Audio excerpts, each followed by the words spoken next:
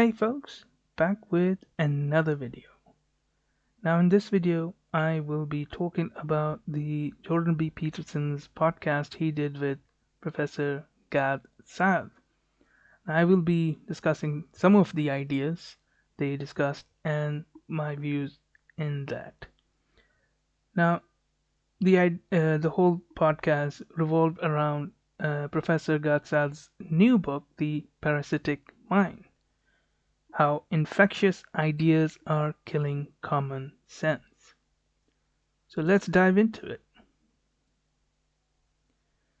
Now, the parasitic mind, it it must be it is a, you can say, a very catchy and in certain sense provocative title. But Professor Peterson gave a very sort of a good definition of what a parasite is, which is something that takes over the host, so the parasite can replicate at the cost of the host. Now, the book, The Parasitic Mind, concentrates on the left. Now, this is largely due to the fact that Professor Gad Saad inhabits a ecosystem that is largely composed of people from the left, and so, namely, since he's in the academia and the part of academia that he is inhabits is largely on the left, and so that's the reason why he wrote the book about the left, because that's what he could that's the part of the world that he has an experience with. That's the part of the world that actually has impact on his life, and he believes that that part is also something that is having a deeper and, in certain, I would assume that probably more dangerous, in my opinion, uh, kind of this a strand of leftism that is very dangerous, and it is, in a lot of sense, causing a lot of problems. Now, Professor Gad Saad also categorically states that his book is not to be viewed as a political treatise, and I think that is good, that he's come out and said that this is not a political treatise and it should not be used as such. It should not be used by any right wingers as a bludgeon to over the left wing people. And of course, the parasitic ideas are not something unique to the left. They emerge from the left, they emerge from the right, and even from the moderate center. So anyone who is on the left or on the right shouldn't feel like they are especially they are the ones who can be the victims of this. In fact, in their talk, they basically said that in some cases, the more intellectual you are, it is, in certain circumstances, you're more likely to be, your mind is more likely to be parasitized.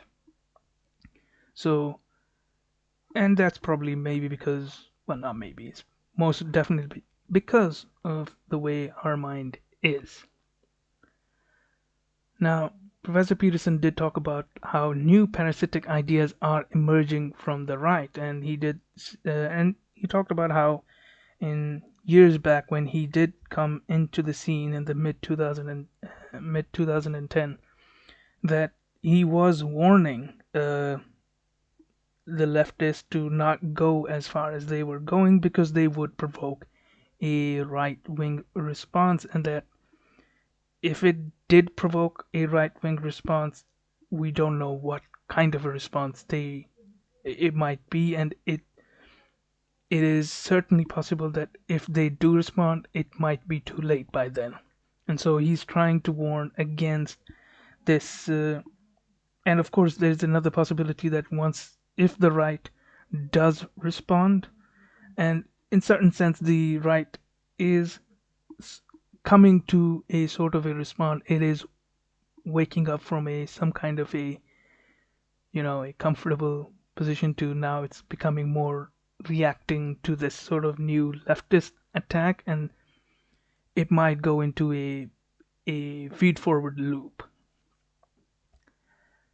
Of course, Professor Gad Saad did talk about how these idea pathogens start, and he says that it is more likely that all these idea pathogens start out with a kernel of truth, but these proponents eventually get to a point where they have to abandon the truth in order to stick to their original goal that they started with their kernel of truth. Meaning, an example that Professor Gatsad gave was the anthropologists who were studying these different cultures, and the anthropologists said that when they were trying to prevent the scientists from putting by viewing these other cultures from their biases, and that they therefore talked about this kind of cultural relativism in a sense to sort of as a tool to help them understand the culture from the individual who are within that culture, and that it should be used only within that context. It shouldn't be expanded out. And that was used in order to prevent scientists from going in a sort of misunderstanding the culture. But of course, it eventually got into it fed into a different idea, and what that idea, as a result of this sort of um, thing, we got into this new idea, namely postmodernism. Now, Professor Gatsa asserts that postmodernism is an intellectual terrorism. So some of the quotes that caught my attention was namely the first one, that everything should be made as simple as possible, but not simpler. Now, the quote is attributed to Albert Einstein. It is somewhat apocryphal in the sense that Albert Einstein did talk in these sort of the idea is generally, we can say, is something that is within something that Albert Einstein could have said, but it seems that there was an original quote that was then, but these particular words are someone who heard something Albert Einstein say and then he paraphrased Albert Einstein. Anyhow, the other thing was the fast and frugal heuristics. Now, so in the everything should be made as simple as possible, but not simpler, is sort of like a scientific imperative about how it is the duty of the scientist to make science simple as possible, but not simpler. Meaning, it should be simple so that we don't need to have a complex sort of an equation or complex explanation, but rather a simple one so that we could then handle multiple, as many different kinds of ideas, many different theories we can uh, have that could explain a lot of the world. And of course, there is also the human tendency for the fast and frugal heuristic, which is that individuals, and this is evolutionarily speaking, the individuals who reacted fast and frugal were the ones who survived most. And so we have this uh, heuristics, and this is largely applicable to all the people, especially when they're making their decisions in the marketplace, when they're buying anything. Uh, However, here is where the error of postmodernism was comes out, which is that they're taking this, making things simple to a point that they're now going into this they're trying to make everything into a univariant. And that univariant, according to postmodernism, is power. And of course, not everything, although a lot of things can be explained through power, but not everything can be explained through power.